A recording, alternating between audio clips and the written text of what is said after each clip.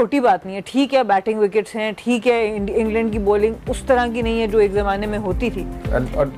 Test results with and without Bumrah. So, you know, with 46 tests, you know, without 27, 120, 19, 22, 5, 5, 3.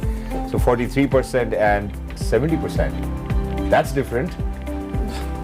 बिल्कुल, I think यही तो मजा है starts का। जब हम बात करते हैं स्टार्ट्स के, विदाउट बुमराह जो है स्टार्ट्स बता रहे हैं कि 70% विदाउट जो है वो जीत जाते हैं, तो फिर मेरे ख्याल से बुमराह को इनको रेस्ट ज्यादा कराना चाहिए स्टार्ट के मुताबिक तो। लेकिन वही बात है कि शायद कभी कभी ऐसा होता है कि जब आप इस तरह के बड़े प्लेयर हो जाते हैं तो बाकी टीम का ज़रा ज़्यादा एक्सपेक्टेशन आपकी तरफ हो जाती है और दूसरी टीम की भी प्लानिंग मुख्तलिफ हो जाती है दूसरे बॉलर्स के ऊपर। एक ये भी बड़ा मज़े का फिनोमेना है कि अगर आप कुछ बॉलर्स ऐसे होते हैं जब आप उनके ऊपर अटैक करने जाते हैं तो वो ज़्यादा ख़तरनाक हो जाते हैं, और कुछ बॉलर्स ऐसे होते हैं कि जिनको आप अगर अटैक नहीं करते तो वो तब बहुत ज़्यादा ख़तरनाक हो जाते हैं। तो जब भी कोई बड़ा बॉलर किसी बॉलिंग यूनिट का हिस्सा बनता है तो बाकी बॉलर्स का रोल बड़ा डिफरेंट हो जाता है और जो दूसरी टीम उनको अप्रोच करती है वो भी डिफरेंट हो जाता है। तो वो बड़ा इंटरेस्टिंग होगा इस स्टार्ट के साथ देखना कि फिर बाकी बॉलर्स के ऊपर अटैक कितना ज़्यादा दूसरे बैटर्स ने किया है। तो उस लिहाज से अगर देखा जाए, आप ओवरऑल अगर आप देखें तो बहुत ही आउटस्टैंडिंग शुभमन गिल की तरफ से as a captain, as a young captain ये परफॉर्मेंस थी कि पहले इनिंग्स में 269, फिर दूसरी इनिंग्स में 161 और मैच आपने ले ही लिया। और ऐसा मैच था जो सीरीज को जिसके ऊपर ये डिबेट शुरू हो गई थी कि क्या ये ड्रॉ की तरफ जा रहा है। अच्छा, इसमें एक और मजेदार, जो अभी हमने जैसे बुमराह की बात की या स्टैट हम डिस्कस कर रहे थे, एक और स्टैट आपको याद हो हमने पहले डिस्कस किया था कि एजबैस्टन यहाँ पे ये मैच हुआ था, वहाँ इंडिया कभी टेस्ट मैच जीता ही नहीं था। तो आई थिंक जो 9 हारे हैं वो फिर वो एक ड्रॉ हुआ और उसके बाद शुभमन गिल का कप्तानी, तो चलो एक हम प्रेशर की बात हम करते हैं कि उसके ऊपर वो प्रेशर जरूर रहा। और आपने ये पॉइंट भी रेज किया था कि स्केड्यूल इंग्लैंड ने कितना अच्छा उन्होंने मैनेज किया कि उन्होंने दूसरा टेस्ट मैच वहां पे रखा। तो वैसे Shubman Gill under the pressure, first of all as a skipper, पहला टेस्ट मैच आप हार जाते हैं और फिर आप सबसे ज्यादा रन्स बना जाते हैं। या 25 साल की एज है और उसके अंदर जाके आप डबल सेंचुरी भी स्कोर करें, फिर उस स्टेज के ऊपर जाके आप टेस्ट मैच जीते हैं जहां पर अगर आप थोड़ा सा बीसीसीआई को लेके बैठे हैं तो इंडिया में आपको पता है कि क्रिकेट की अगर आप बात करें, व्यूअरशिप की बात करें या जो पीछे मामलात होते हैं वो इधर से बहुत ज़्यादा हैं। मुझे याद है जिस वक्त बुमराह को कप्तान बनाया गया था, आपको याद हो कि किसी ने भरोसा नहीं किया था ऐसा फास्ट बॉलर वो लीड करेंगे और वो जितवा के देंगे आपको, उसने वो काम किया। उसके बाद केएल राहुल का नाम स्टार्ट हुआ कि केएल राहुल को कप्तान बनाया, जब शुभमन गिल का कहीं दूर दूर तक नाम नहीं था। मुझे आज भी याद है, अगर आप एक्सपीरियंस पास जाएं तो 5 फेरी से ज्यादा एक्सपीरियंस आपको नजर आता है, क्यों आईपीएल में कप्तानी करता हुआ है। इतने बड़े शूज फिल इन करना, और वो जब स्टेक के ऊपर लगा हो, इंडियन की अगर बात करें ना रोहित शर्मा है ना विराट कोहली है, कहीं ना कहीं वो सीनियोरिटी वाला फैक्टर आपको नजर आ रहा था पहले मैच में, उसमें जाके लीड फ्रॉम द फ्रंट करना, टेस्ट मैच जितवा के देना जब आपका प्राइम फास्ट बॉलर नहीं है। बुमराह का जो स्टार्ट अभी शेयर अप करे थे तो स्टार्ट के अंदर थोड़ा सा ये भी डिफरेंस है कि 70% विदाउट बुमराह जरूर है, लेकिन जो 43 या 40% है उसके अंदर ज्यादातर मैचेस के अंदर वो बीच में इंडियन टीम को छोड़ के गए हैं जब उन्होंने, क्योंकि जो उनका एक इशू रहा है फिटनेस का जिसपे सवाल भी उठता था कि कप्तानी उनको नहीं देनी चाहिए, ऐसा fast bowler it's tough to maintain. लेकिन जिस लेवल के ऊपर जाके वो एक नजर आपको, मैं कहता हूँ दूसरे मैच के बाद जब कॉन्फिडेंस इंडिया को मिला है, आज के मैच में आप बॉडी लैंग्वेज देखो, चाहे कप्तानी की देखो चाहे बॉलिंग यूनिट की देखो, टोटली डिफरेंट है। मैंने कहा ना कि 10 ओवर में सिर्फ 10 रन दिए हैं वो बुमराह, और जो सिराज का स्पेल है जिस तरीके से बैट्स बॉल की एक बैट्स, दैट मींस कॉन्फिडेंस आपको मिला है। बैकअप बड़ा इंपॉर्टेंट है, जो आपका डगआउट तरीके से आपके नए कप्तान को बैकअप करता है, एक प्रेशर दिमाग से नहीं उसके निकल, यार तुम लीड कर रहे हो कंट्री को, वी आर बैकिंग यू, जो भी रिजल्ट है, लेकिन आप कप्तान हो, लीड करो, ये करना। ऐसा यंग कप्तान की बात कर रहा हूं, अगर उसके दिमाग में अच्छी चीजें चल रही पता नहीं उसके बाद जगह बननी है नहीं होना, वो नहीं देगा 100%, उसने आज आपको दिया है। अब इसमें बॉलिंग यूनिट में आप चले जाओ, सबसे अच्छा जो यूटिलाइज किया था वॉशिंगटन को किया है। बैटरी की बात, राज ने कितने मैचेस खेले, और आप बुमराह की बात करो 100+, 350 ऑलमोस्ट रन पहली इनिंग में, तो बहुत ही फिनोमिनल रिकॉर्ड है। आई थिंक ये हमारे खिलाफ भी हुआ है। मार्क टेलर, अरे ये ब्रायन लारा वाले 400 याद रखना है बस। 400 नॉट आउट वर्सेस इंग्लैंड। अब मजा तो आता है ना फिर आप जब किसी बड़ी टीम के अगेंस्ट रन कर रहे हो। शुभमन गिल 1000 रन नजर आ रहा है कि हो सकते हैं बिल्कुल, हो सकते हैं। क्योंकि इंग्लैंड की इस वक्त पिचेस ऐसी हैं उसमें बैटिंग करना ज्यादा इजी लग रहा है। शायद बॉलिंग उनकी इतनी चैलेंजिंग नहीं है अभी इस वक्त। विकेट्स को लेके उनके ऊपर जितना आप इस वक्त भी आप देख लें उठा के ट्विटर वगैरह पे, विकेट्स को लेके बहुत ज्यादा तनकीद हो रही है इंग्लैंड में, क्योंकि ये विकेट्स ही नहीं। पर इस मौसम में वैसे आप तो खेले भी हुए वहाँ पे, लेकिन हमने भी जब वर्ल्ड कप्स खेले जुलाई वगैरह में जाके विकेट्स इतनी थक चुकी होती है कि बैटिंग के लिए बेहतर हो जाती है, वो वाली सी मूवमेंट आपको नजर नहीं आती। Exactly, so different parts of the बढ़ने से पहले, लेकिन सबसे पहले जो बात है वो obviously south Africa versus Zimbabwe के हवाले से हम करना चाहते हैं। जरा एक रिविजिट मैं अपने सारे जितने भी हमारे मौजिज़ देखने वाले हैं उनको ज़रूर कराना चाहता हूँ। साउथ अफ्रीका बल्लेबाजी पे आते हैं, इनके स्टैंड कैप्टन आते हैं लॉर्ड बवूमा, बैठे घर पे देख रहे होंगे आराम से कि ये क्या हो रहा है। होल्डर बनाते हैं 367 रन 334 गेंदों के ऊपर, और फिर उसके बाद वो दोबारा बल्लेबाजी के लिए साउथ अफ्रीका की टीम नहीं आती, डिक्लेयर कर देते हैं, जिम्बाब्वे फॉलो ऑन की तरफ चले जाता है and South Africa one by an innings and 236 run. तो Sana, records are meant to be broken. बिल्कुल, आई थिंक पहले तो यही बात है कि वियान मुल्डर का मैंने किया था जब ये इधर आए हुए थे सीरीज में, तो जिस तरह वो अपने आप को कैरी करते हैं ना ऑफ द फील्ड, जो तरीका था बात करने का ऑफ ओवरऑल, जिस तरह से वो कैरी कर, ये फीलिंग आई कि एक बहुत स्पेशल इंसान है कि वो हम अपने ज़बान में ना बादब वो वाली जो चीज़ होती है कि वो लिटरली रिस्पेक्ट और तरीके से जब आप भी बात करते हैं ना आपको समझ आती है कि ये जो एक तरीके कार है ना अपनी टीम की ट्रांजिशन करने का, ये हमें सीखना चाहिए। उसके बाद आ जाते हैं आप मुल्डर के ऊपर कि मैं वही बात कर रही हूँ कि जिस तरीके का वो उनका माइंडसेट है, रिस्पेक्ट का जो एक एलिमेंट मैंने जो एक्सपीरियंस किया या बाकी जिस तरीके से वो देखते हैं, तो वो दिल को अच्छा तो बहुत लगा। ऑब्वियसली जो बात उन्होंने ब्रायन लारा के बारे में की वो सारी बहुत ज़बरदस्त चीज़ें हैं, बट दूसरी तरफ ये बात है कि एक प्लेयर है वियान मुल्डर भी, जो जिनके साथ भी आपको इंसाफ करना है खुद, तो at times as a player हम ये कर जाते हैं, दूसरों के लिए बहुत बड़ी बड़ी कुर्बानियाँ दे जाते हैं, और बहुत बहुत बड़ा जेस्चर था जो उन्होंने किया, एक चैम्पियन जेस्चर है कि आप किसी दूसरे को रिस्पेक्ट देने के लिए अपने आप को रोक दें। बट इवेंचुअली एक दो रिकॉर्ड उन्होंने तोड़े भी जो उनको पता नहीं थे और वो टूट गए। तो ये बड़ी इंटरेस्टिंग बात थी कि एक पे उन्होंने अपने आप को रोक दिया, पर हाशिम आमला का आई थिंक उन्होंने रिकॉर्ड तोड़ा साथ ही, और वो चीज़ फिर उनको बाद में समझ आएगी कि जैसे आपने कहा records are meant to be broken, कि आपको अब मेरा मानना ये है कि आप ऐसा ना करते कि आप उनका रिकॉर्ड ना तोड़ते, आप बराबर कर देते। ये तो होता था ना, बाद बानसीब तब भी रह जाता। तो आप इसके बारे में आपकी क्या राय है? नहीं बिल्कुल, मैं ये समझती हूँ कि अपनी तरफ है रिस्पेक्ट का एलिमेंट अपनी तरफ है, पर मैं जो बात वही करी थी कि वियान मुल्डर खुद जो एक प्लेयर है, आपको जाना चाहिए था उस रिकॉर्ड की तरफ। ये बार बार जिंदगी में मौका नहीं मिलता, और ऑब्वियसली ये अपनी एक मेहनत करके यहाँ पे पहुंचे। इससे कोई फर्क नहीं पड़ता आगे टीम कौन सी है, 300 रन 300 होता है, 400 रन 400 होता है किसी भी फॉर्मेट के अंदर। तो डेफिनेटली एक वो खलिश सी रह गई है कि जाना चाहिए था, देखते कि 400 से कितना ऊपर जा सकते थे, जा सकते थे, नहीं जा सकते थे। जी अवैस भाई, आपके सवाल की तरफ बढ़ चुके हैं अब। कप्तान ने तो वैसे जवाब दे दिया, लेकिन बहुत से लोग ये बात करते हैं कि छोटी टीम है, नहीं तोड़ना चाहिए था। लेकिन मैं अगर अपनी बात करूं, मैं एक नॉन टेस्ट नेशन, आज भी हम एक प्लेटफॉर्म में कप्तान साथ में बात ही कर रहे थे, कोई भी टीम जब आके इंटरनेशनल लेवल्स के ऊपर खेलती है, मुझे पता है डिफरेंस बहुत ज़्यादा है। टेस्ट क्रिकेट की बात करें, जिम्बाब्वे की बात करूं, साउथ अफ्रीका की, बहुत ज़्यादा डिफरेंस है। लेकिन जब वो इंटरनेशनल टीम जब खेल रही है, अपने मुल्क के लिए रिप्रेजेंट कर रही है, दैट मीन्स के वो लड़के या जो टीम है वो स्टेजेस से ऊपर आई है, उसको कोई प्लेट में नहीं चीज़ दी गई। मेरे अगर मैं पॉइंट ऑफ व्यू से बात करूँ तो रिकॉर्ड तो टूटना चाहिए था। देखें लेजेंड है, ऑब्वियसली रिस्पेक्ट अपनी जगह होती है, इनके ऊपर भी आप देखें 4-5 अभी थे, मैथ्यू हेडन तक थे, उन्होंने जिम्बाब्वे के खिलाफ स्कोर किया हुआ है। आपके पास थे, रिकॉर्ड्स टूटने के लिए ही होते हैं। शायद कहीं बैक एंड पे शाम में जाके उनको मिरर के सामने हो रहा हो, यार ये क्या मैंने कर दिया, शायद रिकॉर्ड तोड़ना चाहिए था यहाँ पर। लेकिन दूसरे एंड पे मैंने कहा ना कि लोग थोड़ी सी, अगर आप जिम्बाब्वे की बात करें, मुझे पता डाउनफॉल पे इस वक्त आपको नजर आती है, आप मसकत्जा की बात कर लें, यहाँ तक अपना मजहर अबानी की बात करें, वो ऐसा कोई इम्पैक्ट अब नजर नहीं आपको आता। फेसेस चले हुए हैं, T20 में अच्छी साइड हो चुकी हुई है, टेस्ट क्रिकेट के अंदर थोड़ा डिक्लाइन उनका है यहाँ पर।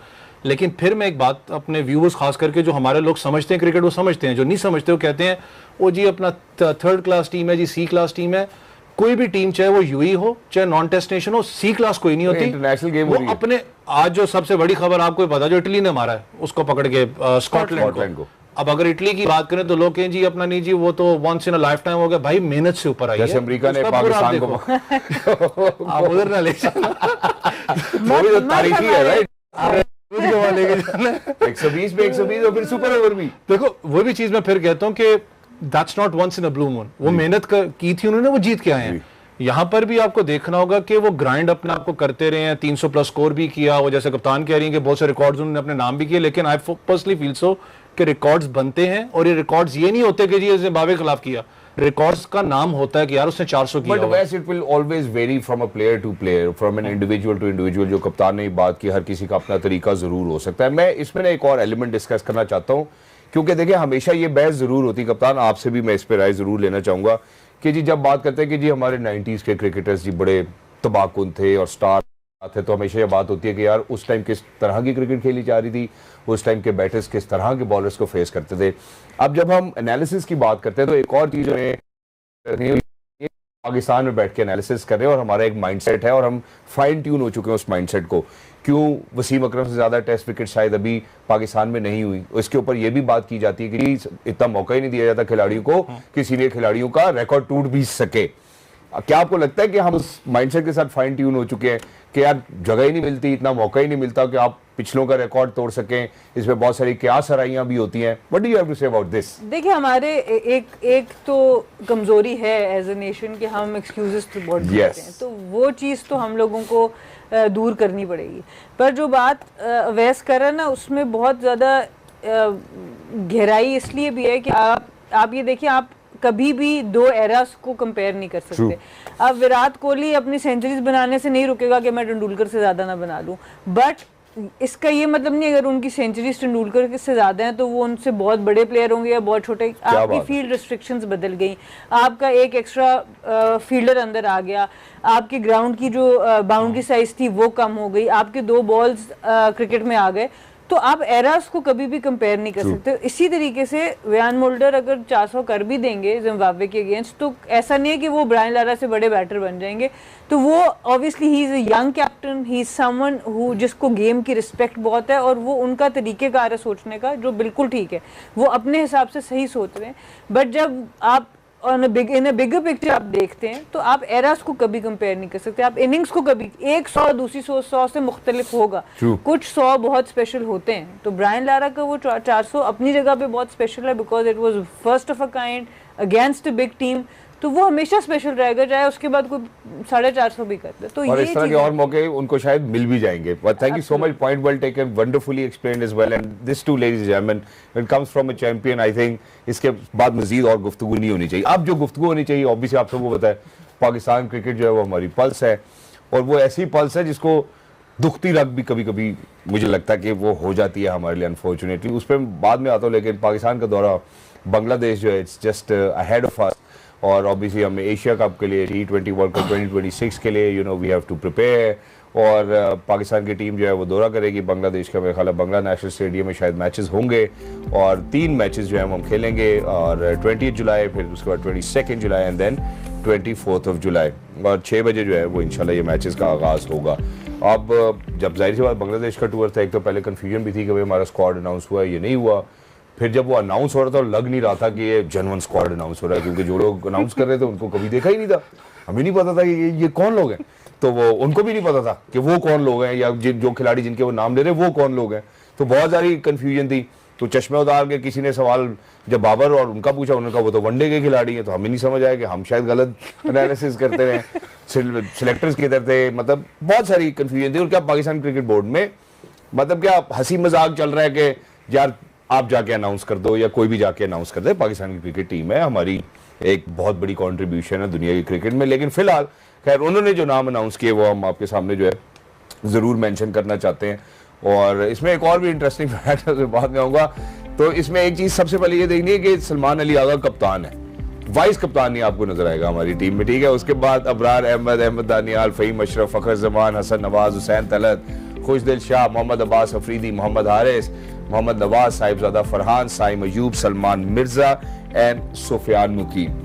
तो सना, सबसे पहले जिन्होंने अनाउंस किया उसके ऊपर मैं चाहता हूँ आप राय दें। फिर जो दुनिया में अगर हम ऑस्ट्रेलिया की बात करें, ये जितनी टीमों की बात की है, शुभमन गिल की बात करें, ये भी किसी ज़माने में नाइब कप्तान जरूर रहे, तो वो कहते हैं नाइब कप्तान के सवाल पे उन्होंने कहा जी नाइब कप्तान तो अब मॉडर्न डे क्रिकेट में होते ही नहीं।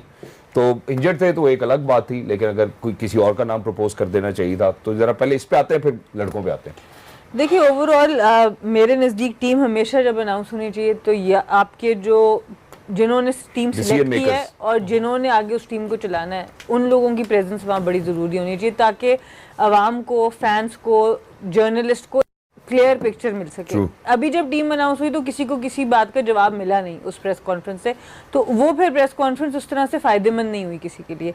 ना सिलेक्टर वहाँ मौजूद थे, ना आपके कोच वहाँ मौजूद थे, ना आपका कप्तान वहाँ मौजूद था।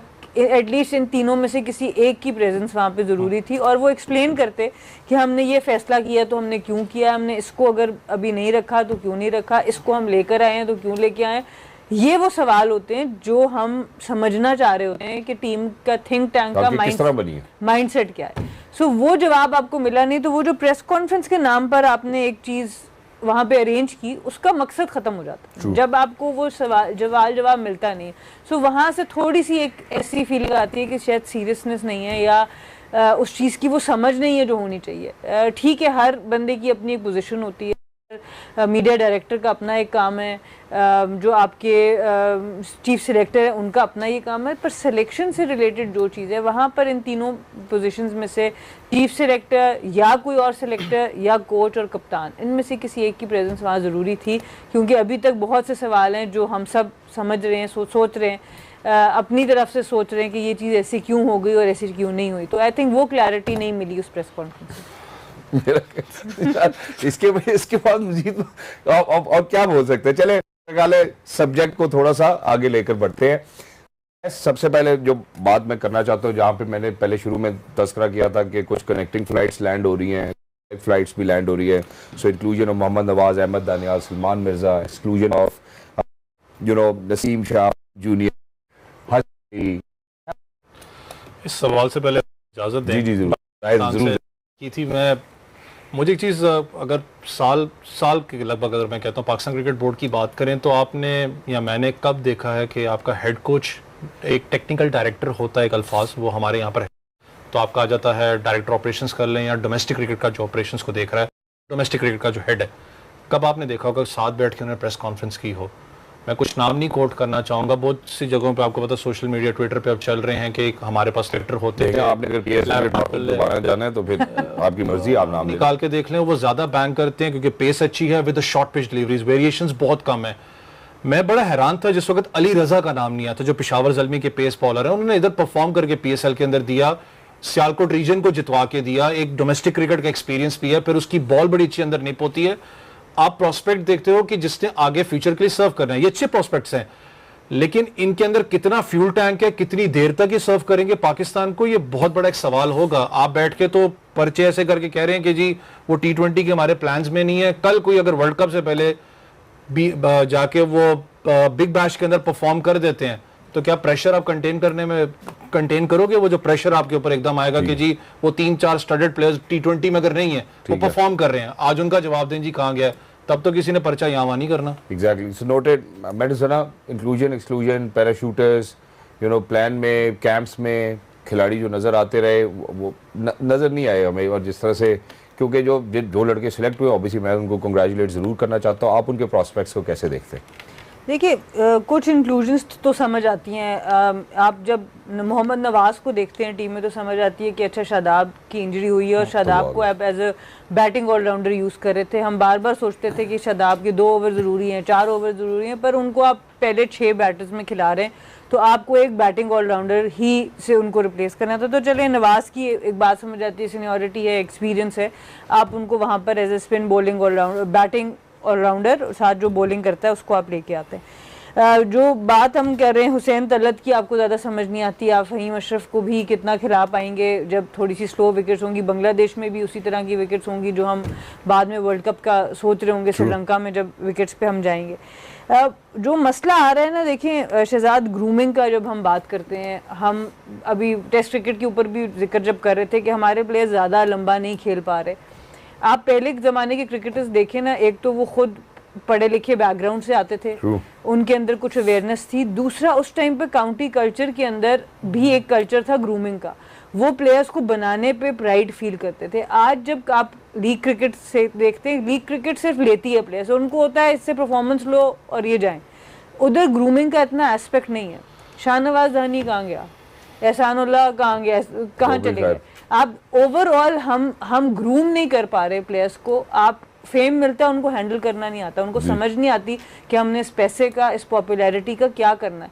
वो ग्रूमिंग के एस्पेक्ट जब तक नहीं होगा, आप विराट कोहली को अगर आप मैं फिर मिसाल में जा रही हूँ कि उन्होंने मैट्रिक किया है, बट उसके बाद जो ग्रूमिंग की है, वह पढ़ाई एक अपनी जगह, तरबियत एक अपनी जगह है। हम उस जगह पर आ ही नहीं रहे, जिसकी वजह से हम सुपरस्टार्स, मेगा सुपरस्टार्स प्रोड्यूस नहीं कर पा रहे। शोएब भाई हमारे साथ यहाँ बैठते हैं, यही कहने लगा था। शोएब भाई, उनको आप देखें कि ऑफ द फील्ड उनकी जो ग्रूमिंग है, जो बातचीत है, जब वो मसल्स की बात करेंगे या साइंस की, हर चीज़ को, बाजिद भाई को आप जिसको भी आप देखें, उनको खाली क्रिकेट की समझ नहीं, उनको दुनिया की भी समझ है, पॉलिटिक्स की भी समझ है, बाकी इकोनॉमिक्स की भी समझ है।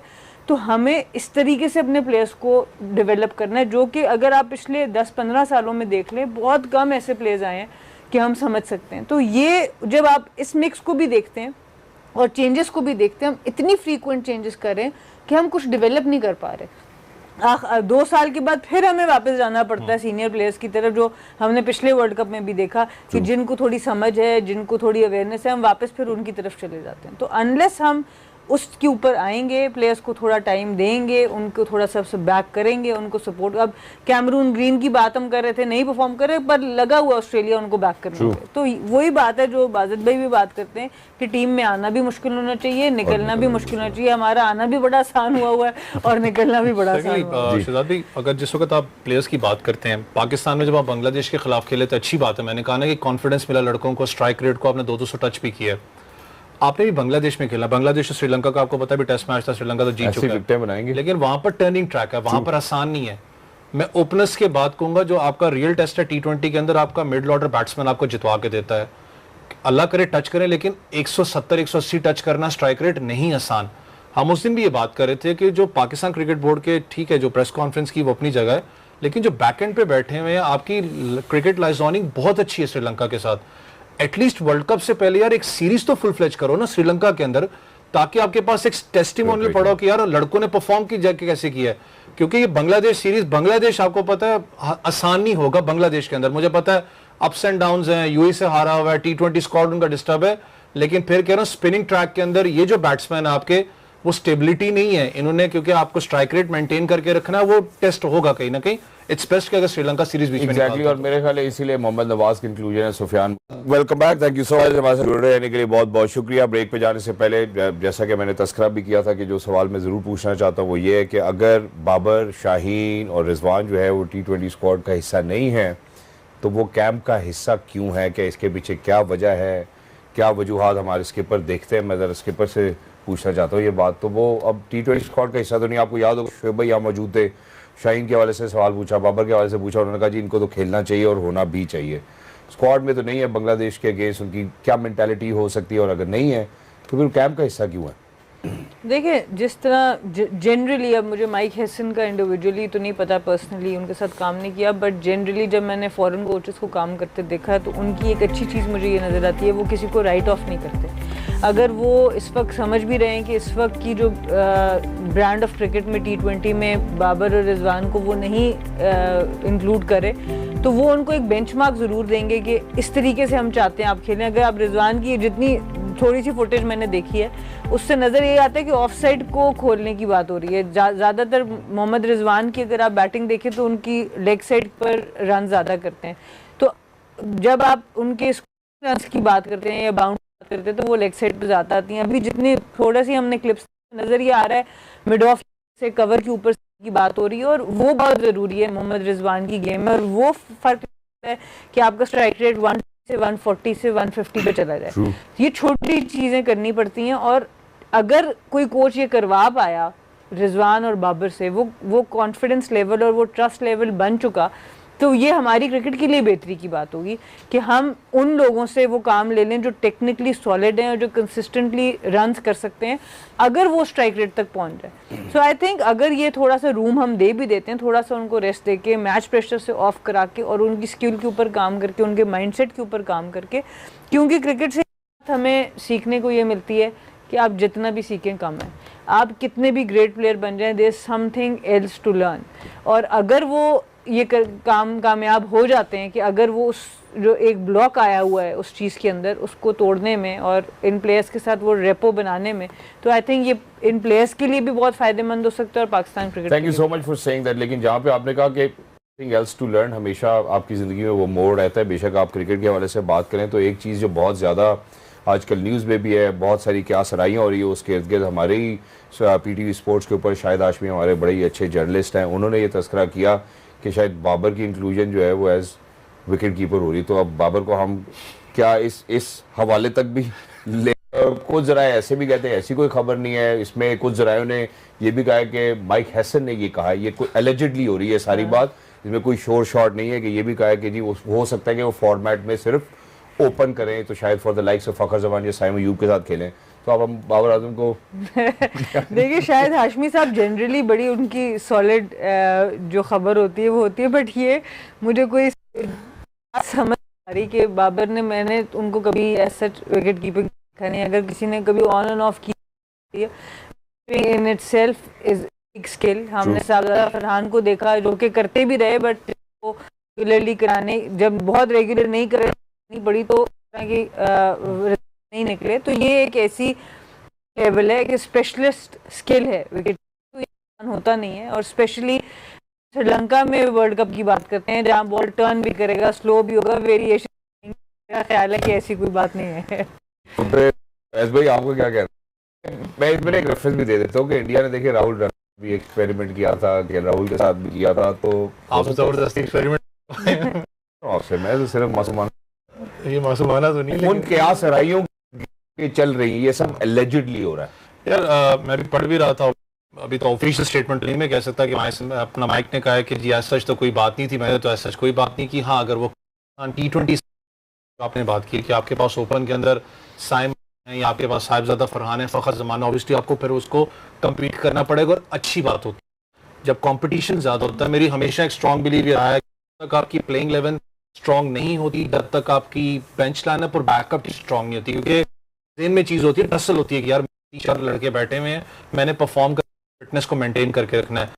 डेवलपमेंट मैं थोड़ा सा इससे इख्तलाफ इसलिए करता हूँ कि स्किल डेवलपमेंट डेवलप हो 17 अंडर 19 कैटेगरी के अंदर जब प्रोफेशनल क्रिकेटर्स बन जाते हो उसको एनहांस कर सकते हो, डेवलप नहीं कर सकते आप उसको। आप करें डेवलप, शायद उस चीज को खराब कर दे। हाँ, शॉर्ट रेंज तो कैंप का नाम ही स्किल एनहांसमेंट है, स्किल डेवलपमेंट थोड़ी वो स्किल एनहांसमेंट है या डेवलपमेंट, आपको पता कुछ समझ में नहीं आती बाद में क्या होता है इस चीज के बारे में। क्योंकि अब्दुल रज़ाक जिस तरीके से ऑब्वियसली अपने टाइम के बहुत बड़े अपना जनरल ऑलराउंडर रहे हैं, लेकिन रिजवान को वो सिखा रहे हैं, मुझे नहीं पता वो क्या सिखाना चाह रहे हैं। लेकिन जैसे कप्तान ने बात की, रेंज की बात कर लें, या आप कोशिश करते हो कि आप बॉल की जो एवरेज रेंज है उसको आप ओपन करते हो, चाहे वो बाबर हैं चाहे रिजवान है, शाहीन आपको बैटिंग करते हुए नजर आ रहे हैं इसके अंदर। तो अच्छी चीज है कि एटलीस्ट किसी ना किसी प्लेयर्स को कहीं ना कहीं आप यूटिलाइज करें, क्योंकि टेस्टिंग फेस आपका वेस्ट इंडीज सीरीज है जहां पर ये प्लेयर्स ने वापस आना ऑलमोस्ट है।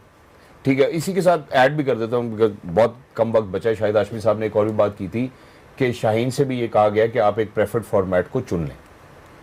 मेरे ख्याल से काफ़ी फॉर्मेट तो वो चुन ही चुके हैं, टेस्ट क्रिकेट में वो इतना नज़र आ नहीं रहे, तो अब 2 फॉर्मेट ही रह गए हैं। उसमें से भी अगर उनको ये कह दिया जाए तो उसमें तो ऑब्वियसली आप चाहेंगे कि वो दोनों फॉर्मेट खेलें, क्योंकि देखिए वाइट बॉल क्रिकेट ऐसी नहीं है कि आप सिर्फ एक ही पे शुरू होंगे। तो वो आप अगर वनडे क्रिकेट खेल रहे हैं तो आप T20 में भी अपनी बहुत सी सलाहियतों पे काम कर सकते हैं उसके साथ साथ। तो आई थिंक वाइट बॉल तो खेलनी चाहिए 100%, दोनों खेलनी चाहिए और उनको अवेलेबल होना चाहिए दोनों के लिए, अगर वो लॉन्गर फॉर्मेट नहीं खेल रहे हैं। हाँ, अगर उनको ये कह दिया गया कि लॉन्गर फॉर्मेट तो तुमने खेलना है, अब इन दोनों में से चूज करो, that's a separate discussion. But Shaheen जिस एज में है, जिस जगह पर है, मेरा ख्याल से अगर वो खाली अभी वाइट बॉल खेल रहे हैं तो दोनों फॉर्मेट खेलने चाहिए। Thank you so much madam Sana for being with us, lovely to be in conversation with you. Thank you so much mister Mohammad Awais for being with us, lovely to be in conversation with you. For everybody who is out there, इस सब ये जितनी भी हमारी conversation, इस सब में मेरा मानना ये है कि शायद माइंडसेट ऐसा लगता है कि बांग्लादेश के खिलाफ हम शायद इन खिलाड़ियों को ज़रूर मौका देना चाहते हैं, अब शेप अप करना चाहते हैं। आगे एशिया कप है, उसके बाद आगे 2026 में T20 वर्ल्ड कप भी है, तो हम ये देख लें कि हमारी क्या स्ट्रेंथ्स हैं और क्या वीकनेसेस हैं। सिर्फ मेरा इसमें जो रिजर्वेशन है वो ये है कि क्या हम T20 की नंबर 1 टीम है, हम 8वें नंबर पे रैंक करते हैं इस वक्त, और क्या हमें ये सीरीज़ इतनी लाइटली ले लेनी चाहिए या हमें इसमें